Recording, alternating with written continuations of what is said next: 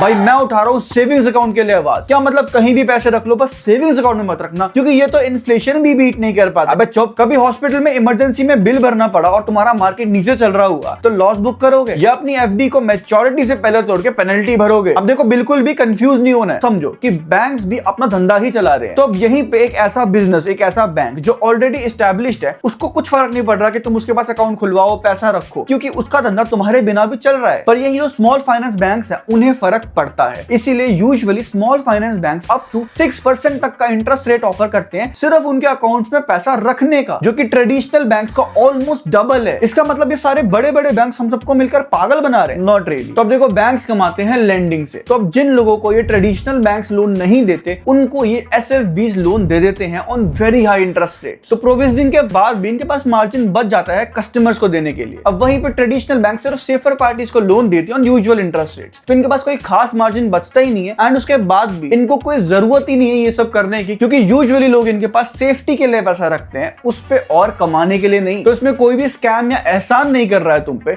दोनों different business models हैं and तुम दोनों से पैसा बना सकते हो एक अच्छा स्प्लिट बना के और अच्छी प्लानिंग से। Let me help you. तो मेरा जो भी सेविंग्स या फिर इमरजेंसी का पैसा है वो मैं रखता हूँ एसएफबीज में। अच्छा इंटरेस्ट भी मिलता है और मैं कभी भी उसको यूज कर सकता हूँ। और मैं अपने मोस्टली एक्सपेंसेस क्रेडिट कार्ड से करता हूँ और इसका फिर जो बिल बनता है वो भी मैं एसएफबीज से ही भरता हूँ, क्योंकि सारा पैसा तो यहीं पड़ा है। बाकी अगर तुम एसएफबीज को लेकर श्योर ही नहीं हो कि भाई ये तो बैंक ही बंद हो जाएगा या तुम्हारा अमाउंट ही बहुत बड़ा है, तो फिर तुम इन अकाउंट में सिर्फ 5 लाख तक का अमाउंट रखो, क्योंकि ये अमाउंट आरबीआई इंश्योर करता है। फिर तुम चाहे सेम बैंक में डिफरेंट फैमिली मेंबर्स के अकाउंट खुलवा के उनमें पैसा रखो या डिफरेंट बैंक से चूज करो, वो तुम्हारे ऊपर है।